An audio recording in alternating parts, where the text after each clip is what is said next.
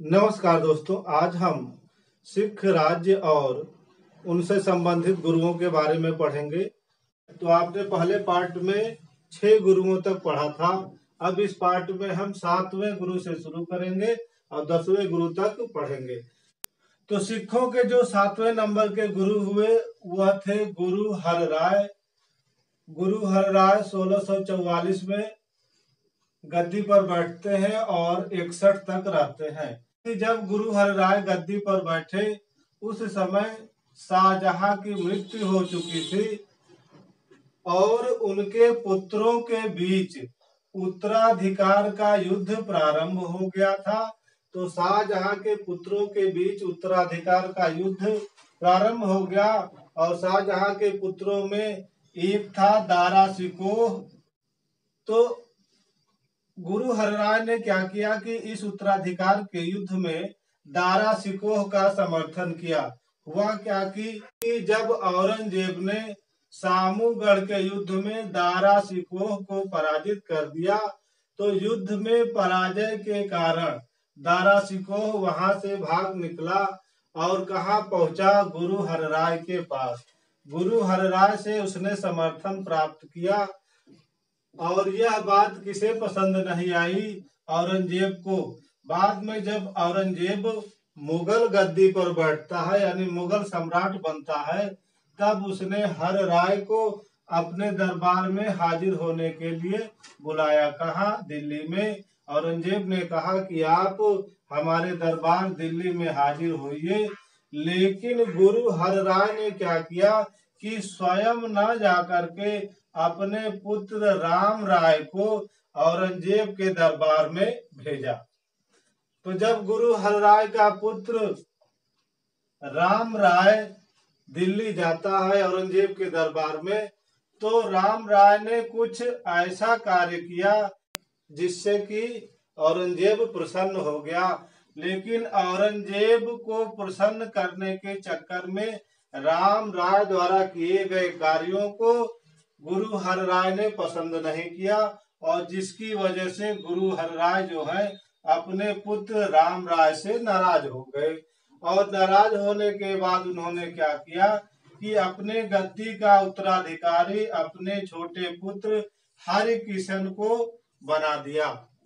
इनके विषय में बस इतना ही है गुरु हरराय के विषय में।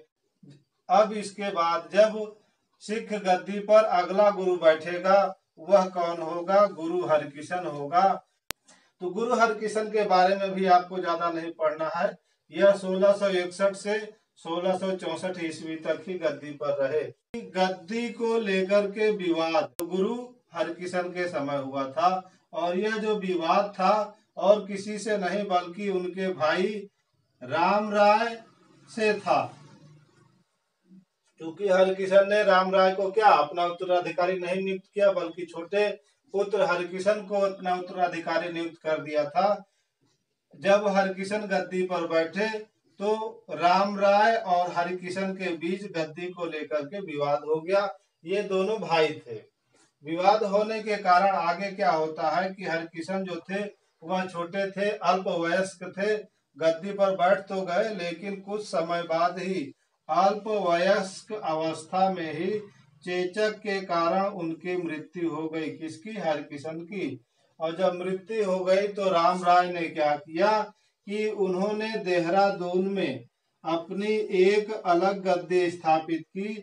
राम राय के जो अनुयायी थे वह राम राई कहलाए।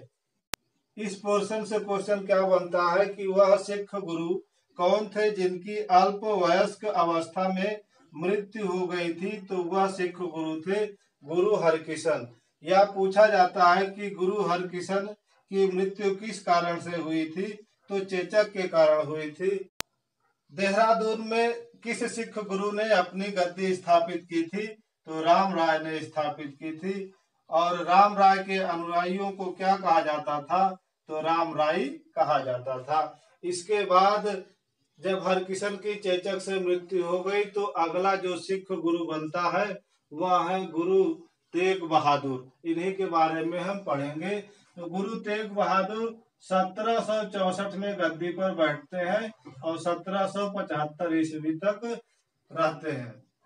गुरु तेग बहादुर गुरु गोविंद के पुत्र थे।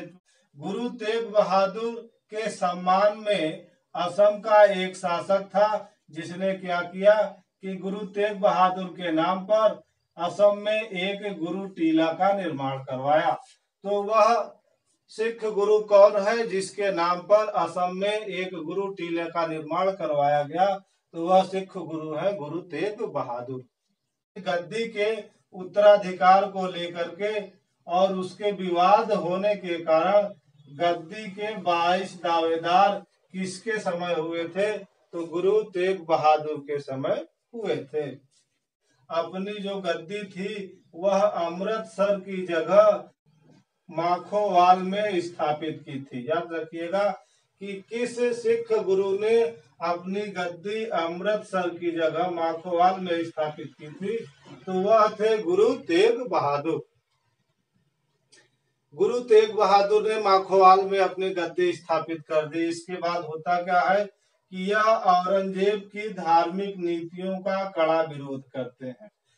गुरु तेग बहादुर ने औरंगजेब की धार्मिक नीतियों का बहुत ही ज्यादा विरोध किया था, जिसके कारण से क्या औरंगजेब उनसे नाराज हो जाता है और नाराज होने के कारण गुरु तेग बहादुर को मुगलों के विरुद्ध युद्ध लड़ना पड़ता है और वह युद्ध करतारपुर के युद्ध के नाम से प्रसिद्ध था। तो पूछा जाता है कि मुगलों के विरुद्ध करतारपुर का युद्ध किस सिख गुरु ने लड़ा था? तो गुरु तेग बहादुर ने लड़ा था। औरंगजेब नाराज था गुरु तेग बहादुर से, क्योंकि उनकी धार्मिक नीतियों का वो विरोध कर रहे थे। इस कारण से 1675 ईस्वी में औरंगजेब ने गुरु तेग बहादुर को दिल्ली बुलाया और जब गुरु तेग बहादुर दिल्ली पहुंचे तो औरंगजेब ने क्या किया कि उन्हें गिरफ्तार कर लिया और गिरफ्तार करके कहा कि आपको इस्लाम धर्म स्वीकार करना होगा। लेकिन गुरु तेग बहादुर ने इस्लाम धर्म स्वीकार नहीं किया और इस्लाम धर्म स्वीकार न करने के कारण और औरंगजेब तो पहले से ही नाराज था, इसलिए औरंगजेब ने क्या किया कि 1675 ईस्वी में गुरु तेग बहादुर को फांसी दे दी। तो पूछा जाता है कि किस सिख गुरु को औरंगजेब ने फांसी दी थी या मृत्यु दंड दिया था? तो गुरु तेग बहादुर को। या वह किस नंबर के गुरु थे जिन्हें औरंगजेब ने फांसी दिया था? तो वह 9वें नंबर के गुरु थे। गुरु तेग बहादुर की याद में दिल्ली में शीशगंज गुरुद्वारा का निर्माण किया गया। तो किस सिख गुरु की याद में दिल्ली में शीशगंज गुरुद्वारा का निर्माण किया गया? तो वह गुरु है गुरु तेग बहादुर। कि यह गुरु गोविंद के पुत्र थे और असम में इनके नाम पर एक गुरु टीले का निर्माण करवाया गया था और इन्होंने अपनी गद्दी माखोवाल में स्थापित की थी। उत्तराधिकार के विवाद के कारण इनके समय में 22 दावेदार खड़े हो गए थे। गुरु तेग बहादुर ने औरंगजेब की धार्मिक नीतियों का कड़ा विरोध किया था। 1675 ईस्वी में औरंगजेब ने क्या किया कि इन्हें गिरफ्तार करके इस्लाम धर्म स्वीकार करने के लिए कहा, लेकिन इस्लाम धर्म न स्वीकार करने के कारण औरंगजेब ने इन्हें क्या फांसी दे दिया। इनकी याद में गुरु तेग बहादुर की याद में दिल्ली में शीशगंज गुरुद्वारा का निर्माण किया गया। अब हम सिखों के 10वें गुरु गुरु गोविंद सिंह के बारे में पढ़ेंगे, जो कि सिखों के अंतिम गुरु हुए। आइए इन्हीं के बारे में हम देखते हैं। तो सिखों के 10वें गुरु एवं सिखों के जो अंतिम गुरु थे वह गुरु गोविंद सिंह जी थे। यह 1675 ईस्वी में गद्दी पर बैठे और 1708 ईस्वी तक यह गद्दी पर रहे। गुरु गोविंद सिंह ने गुरु ग्रंथ साहब को गुरु माना, अर्थात गुरु गोविंद सिंह ने कहा कि मेरी मृत्यु के बाद अब कोई दूसरा सिखों का गुरु नहीं होगा, बल्कि अब जो गुरु होगा वह एक ग्रंथ जिसका नाम गुरु ग्रंथ साहिब है उसे माना जाएगा। इस प्रकार उनकी मृत्यु के बाद गुरु का पद समाप्त हो गया और उसकी जगह पर गुरु ग्रंथ साहब को गुरु माना गया। गुरु गोविंद सिंह का जन्म 1666 ईस्वी में पटना में हुआ था। तो गुरु गोविंद सिंह का जन्म 1666 ईस्वी में कहा? पटना में हुआ था। गुरु गोविंद सिंह जी ने क्या किया कि माखोवाल के पास आनंदपुर नामक नगर बसाया और इस आनंदपुर नामक नगर में ही अपनी गद्दी की स्थापना की। तो पूछा जाता है कि आनंदपुर नगर की स्थापना किसने की थी? तो गुरु गोविंद सिंह जी ने की थी। और गुरु गोविंद सिंह ने अपनी गद्दी कहाँ स्थापित की थी? तो आनंदपुर में की थी। गुरु गोविंद सिंह की 2 पत्नियों से उत्पन्न 4 पुत्रों के बारे में हम देख लेते हैं। 2 पत्नियां कौन? जिनका नाम सुंदरी और जीतू था। तो सुंदरी और जीतू नामक पत्नियों से उन्हें 4 पुत्र उत्पन्न हुए थे। और वो कौन कौन थे? तो उनके नाम थे अजीत सिंह, जुझार सिंह, जोरावर सिंह, फतेह सिंह। तो अजीत सिंह, जुझार सिंह, जोरावर सिंह और फतेह सिंह यह गुरु गोविंद सिंह के पुत्र थे। इनके नाम का उल्लेख यहाँ करना इसलिए जरूरी है क्योंकि प्रश्न यहाँ से भी पूछा जाता है कि गुरु गोविंद सिंह के 2 पुत्र अजीत सिंह एवं जुझार सिंह की मृत्यु किस युद्ध में हुई थी? तो चकमौर के युद्ध में उनके इन दोनों पुत्रों की मृत्यु हुई थी। उनके जो 2 छोटे पुत्र जोरावर सिंह और फतेह सिंह थे, इनको क्या किया गया कि दीवार में चुनवा दिया गया।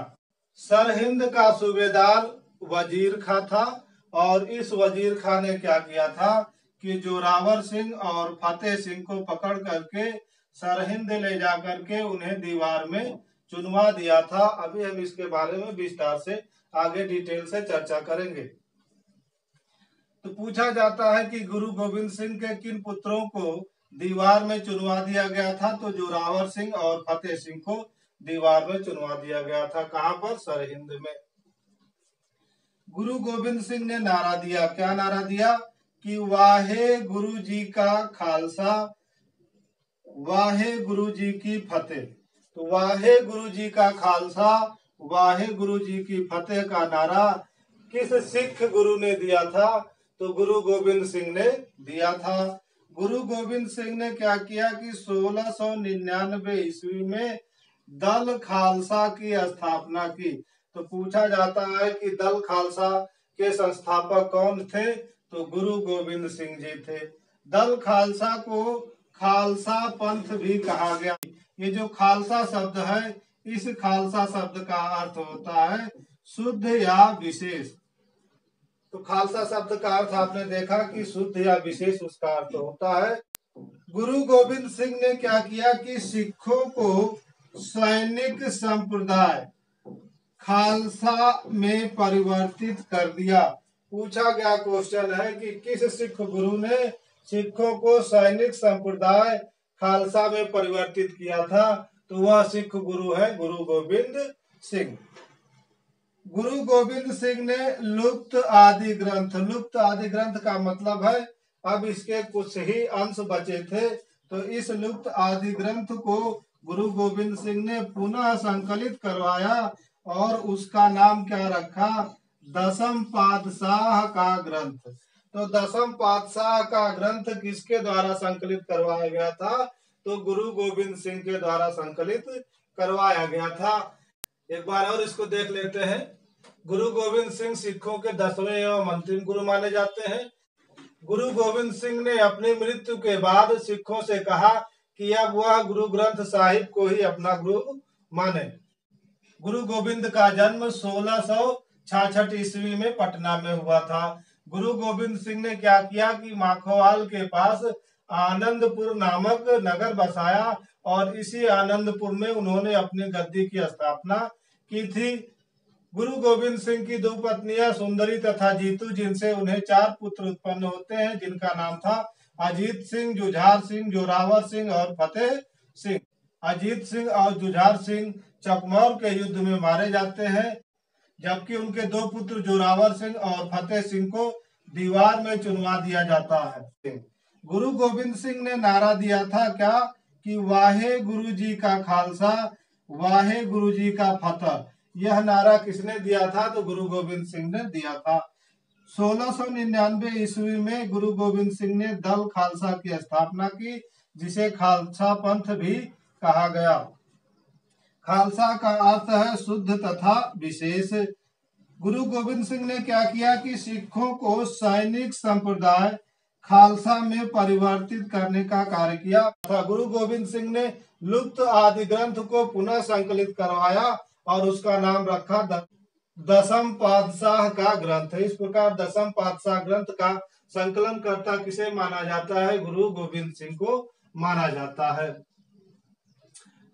गुरु गोविंद सिंह के समय एक पहाड़ी राज्य था जिसका नाम था सिरमौर।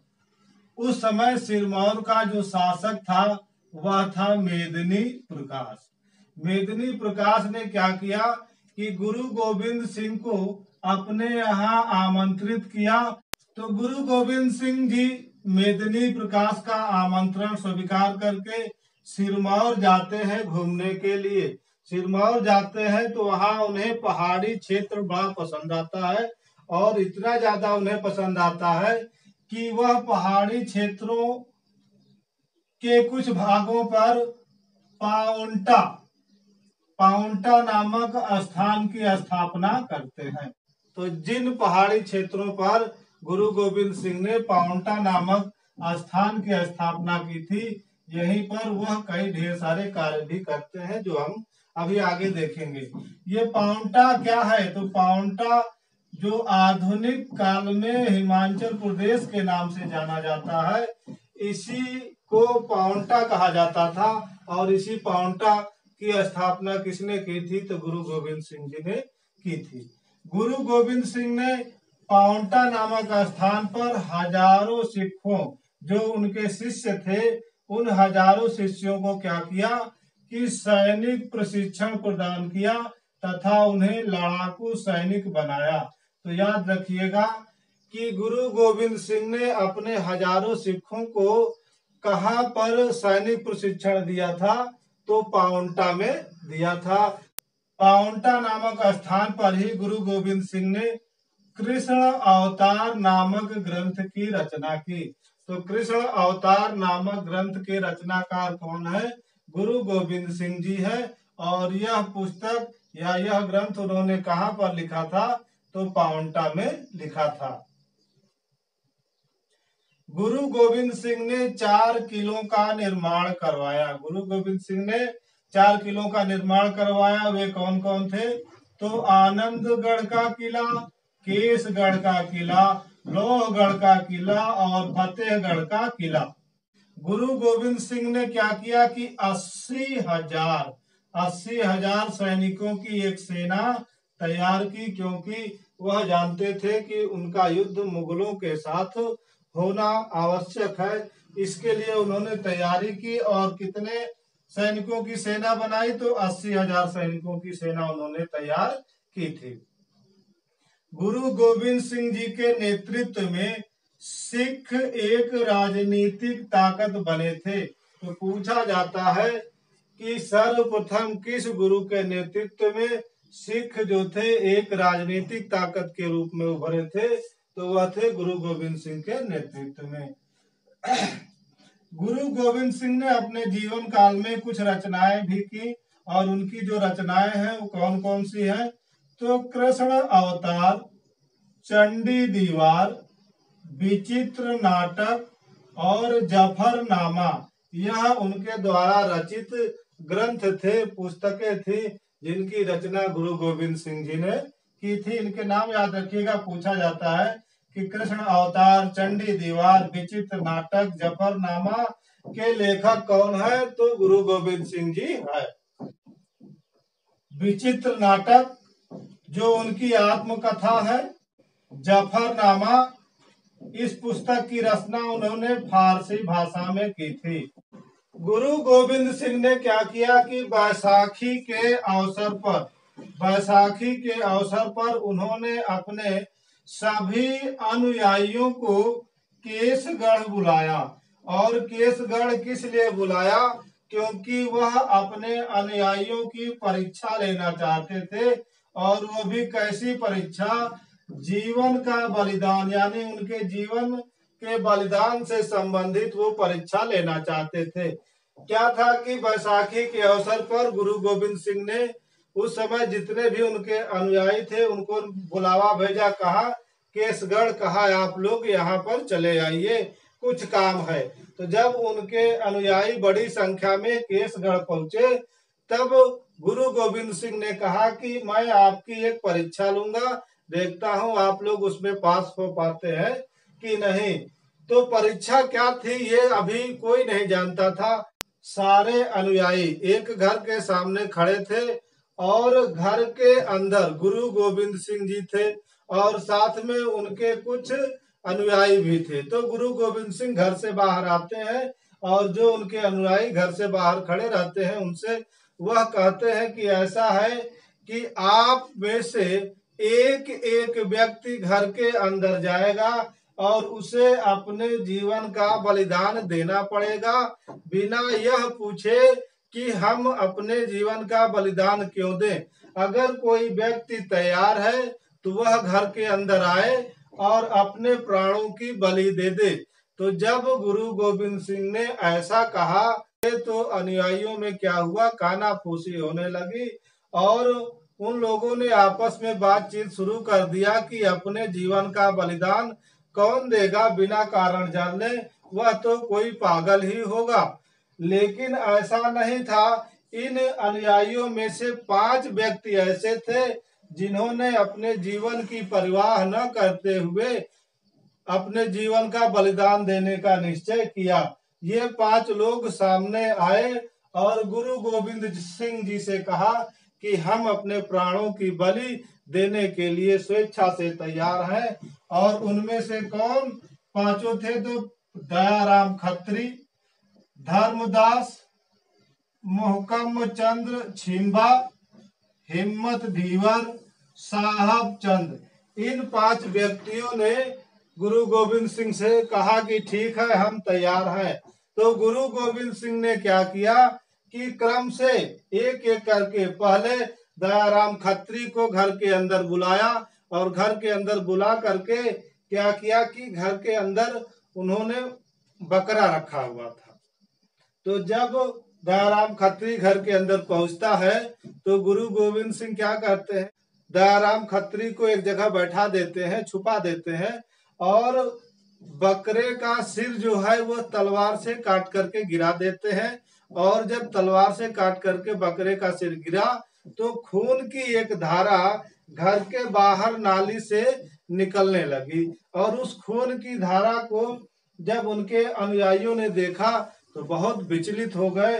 उन्होंने अन्य 4 लोगों को समझाया कि आप लोग मत जाइए, देखिए गुरु गोविंद सिंह ने क्या किया है, जो अंदर गया उसकी हत्या कर दी है। लेकिन बाकी के 4 ने नहीं उनकी बात मानी, किसकी? अनुयायियों की। और बारी बारी से घर के अंदर गए, और बारी बारी से वही काम होता रहा कि खून की धारा नाली से होकर के बाहर निकलती रही। तो बाद में इन अनुयायियों को पता चला जो घर के बाहर थे कि इन 5 लोगों की हत्या नहीं की गई, बल्कि उसके जगह किसको काटा गया था? बकरे को काटा गया था। और ये सारा खेल क्या था कि यह उनकी परीक्षा ली जा रही थी, और इस परीक्षा में 5 व्यक्ति पास हो गए थे। कौन कौन थे? तो दयाराम खत्री जो लाहौर का रहने वाला था, धर्मदास जो दिल्ली का एक जाट था, मोहकम चंद छिंबा जो द्वारका का एक दर्जी था, याद रखिएगा, और हिम्मत भीवर जो जगन्नाथ का रहने वाला था, और साहब चंद जो बीदर का एक नाई था। यानी इस प्रकार से उनके जो ये 5 शिष्य बने वो अन्य बिरादरियों से संबंधित थे। जैसे एक जाट था तो एक मोहकम चंद छिमा क्या दर्जी था, हिम्मत बीवर क्या था तो यह जगन्नाथ का रहने वाला था, साहब चंद क्या था तो यह नाई था। इन 5 को क्या कहा गया?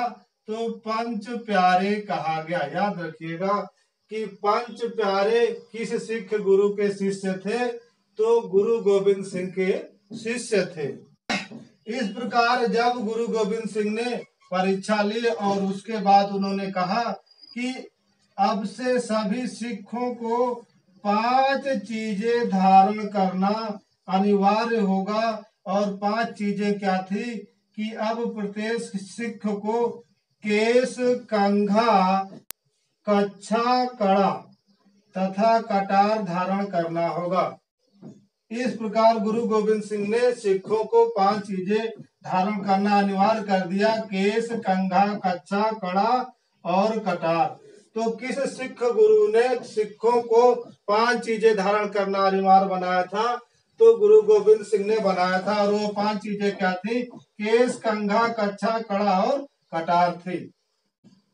इसके बाद गुरु गोविंद सिंह जी ने कहा कि अब से प्रत्येक सिख पुरुष जो है वो अपने नाम के आगे सिंह की टाइटिल तथा जितनी सिख महिलाएं हैं वो अपने नाम के आगे कौर की टाइटिल लगाएंगी। इस प्रकार गुरु गोविंद सिंह ने सिख पुरुषों को सिंह टाइटिल और महिलाओं को कौर टाइटिल लगाने का आदेश दिया था। गुरु गोविंद सिंह ने पाहुल नामक त्योहार चलाया था। तो किस सिख गुरु ने पाहुल नामक त्योहार चलाया था? तो गुरु गोविंद सिंह ने पाहुल नामक त्योहार चलाया था। गुरु गोविंद सिंह मुगलों से संघर्ष के दौरान उन्होंने एक बात कही थी, क्या कि मैं चारों वर्णों को सिंह बना दूंगा और मुगलों को भारत से मिटा दूंगा। तो आया है प्रश्न कि मैं चारों वर्णों को सिंह बना दूंगा और मुगलों को भारत से मिटा दूंगा। यह वक्तव्य किसका है? तो यह गुरु गोविंद सिंह का है। गुरु गोविंद सिंह का मुगलों से युद्ध होता है और कितने युद्ध? 5 युद्ध होते हैं। और उन युद्धों के बारे में हम देख लेते हैं क्योंकि ये भी काफी इम्पोर्टेंट है। नादौन का युद्ध जो मुगलों और गुरु गोविंद सिंह के बीच लड़ा गया। तो यह नादौन का युद्ध 1690 में लड़ा गया। हुआ क्या था कि कलहपुर का एक पहाड़ी राज्य था और वहां का जो शासक था भीमचंद्र था। इस भीमचंद्र ने क्या किया कि गुरु गोविंद सिंह जी से सिखों के विरुद्ध सहायता मांगी। तो गुरु गोविंद सिंह ने क्या किया कि भीमचंद्र की सहायता की और भीमचंद्र की ओर से पहाड़ी सेना का नेतृत्व गुरु गोविंद सिंह ने किया था मुगलों के विरुद्ध। और यह युद्ध किस नाम से जाना गया? तो नादौन का युद्ध के नाम से जाना गया। इस युद्ध में गुरु गोविंद सिंह की जीत होती है और मुगलों की हार होती है। नादौन युद्ध के बाद फिर आनंदपुर का युद्ध लड़ा गया। कब? 1701 ईस्वी में। तो आनंदपुर का युद्ध 1701 ईस्वी में लड़ा गया। यहाँ पर क्या घटना घटी कि जिस भीमचंद्र ने गुरु गोविंद सिंह की सहायता ली थी मुगलों के विरुद्ध, अब वही भीमचंद्र जो था वह उस समय मुगल सम्राट औरंगजेब से मिल गया और औरंगजेब की तरफ से भीमचंद्र गुरु गोविंद सिंह जी से युद्ध करता है। इस प्रकार मुगलों की तरफ से भीमचंद्र और गुरु गोविंद सिंह के बीच लड़ाई होती है। इस युद्ध में भीमचंद्र की हार होती है और गुरु गोविंद सिंह की भी जीत होती है। इसी प्रकार आनंदपुर का द्वितीय युद्ध लड़ा जाता है। कब? 1704 ईस्वी में। और यह आनंदपुर का द्वितीय युद्ध कैसे लड़ा गया? तो उस समय सरहिंद का सूबेदार था वजीर खां। यह मुगलों का सूबेदार था। तो मुगलों का सूबेदार वजीर खां जो सरहिंद का सूबेदार था, इसने आनंदपुर का द्वितीय युद्ध 1704 ईस्वी में गुरु गोविंद सिंह के साथ किया था। इस युद्ध में हुआ क्या कि गुरु गोविंद सिंह की हार हो गई और हार होने के बाद गुरु गोविंद सिंह वहां से भाग जाते हैं, लेकिन उनके पीछे उनके 2 पुत्र बच जाते हैं और उनकी माँ भी बच जाती है। 2 पुत्र कौन? जोरावर सिंह और फतेह बहादुर। तो जोरावर सिंह और फतेह बहादुर को सूबेदार पकड़ करके सरहिंद लाता है और गुरु गोविंद सिंह की माँ के सामने ही जोरावर और फतेह बहादुर को क्या करता है, दीवार में चुनवा देता है। अगला युद्ध होता है चकमौर का युद्ध। चकमौर का युद्ध 1705 ईस्वी में लड़ा गया। मुगल सेना तथा गुरु गोविंद सिंह के बीच लड़ा गया। इस युद्ध में हुआ क्या कि मुगल सेना जीत गई और गुरु गोविंद सिंह जी पराजय का सामना करते हुए वहां से भाग गए। लेकिन इस युद्ध में अजीत सिंह तथा उनके पुत्र जुझार सिंह, जो दो पुत्र थे, अजीत सिंह तथा जुझार सिंह, यह चकमौर युद्ध में लड़ते हुए वीरता से वीरगति को प्राप्त हुए थे। तो इस प्रकार पूछा जाता है कि गुरु गोविंद सिंह के दो पुत्र अजीत सिंह और जुझार सिंह को वीरगति किस युद्ध में मिली थी, तो चकमौर के युद्ध में मिली थी। इसके बाद खिदराना का युद्ध हुआ। खिदराना का युद्ध 1705 ईस्वी में मुगल सेना तथा गुरु गोविंद सिंह के बीच होता है। 1707 ईस्वी में जानते हैं कि औरंगजेब की मृत्यु हो जाती है। औरंगजेब की मृत्यु के बाद उसकी गद्दी पर बैठने के लिए उसके पुत्रों में उत्तराधिकार का युद्ध शुरू हो जाता है। और इस उत्तराधिकार के युद्ध में औरंगजेब का एक पुत्र था बहादुर शाह। इस बहादुर शाह का साथ दिया किसने, गुरु गोविंद सिंह ने साथ दिया था। और जब बहादुर शाह गद्दी पर बैठता है तो उसने क्या किया कि गुरु गोविंद सिंह जी को 5000 का जात एवं 5000 का सवार का मनसब प्रदान किया था। तो पूछा जाता है कि किस मुगल सम्राट ने गुरु गोविंद सिंह को 5000 का जात और 5000 का मनसब पद प्रदान किया था, तो वह था बहादुर शाह। इसके बाद 1708 ईस्वी में एक घटना घटती है क्या कि गोदावरी नदी के तट पर नांदेड़ नामक एक स्थान रहता है जो महाराष्ट्र में पड़ता है। इस नांदेड़ नामक स्थान पर एक पठान ने क्या किया, जिसका नाम था अजीम खां। इस व्यक्ति ने क्या किया कि गुरु गोविंद सिंह को छुरा भोंक दिया और छुरा भोंकने से गुरु गोविंद सिंह जी काफी घायल हो गए। अब वह जान गए कि मेरा बच पाना मुश्किल है, इसलिए उन्होंने क्या किया कि अपने शिष्यों को बुलाया और कहा कि हमारी मृत्यु के बाद अब गुरु की परंपरा जो है वह समाप्त हो जाएगी और अब आप लोगों के जो गुरु होंगे वह गुरु ग्रंथ साहब को ही माना जाएगा।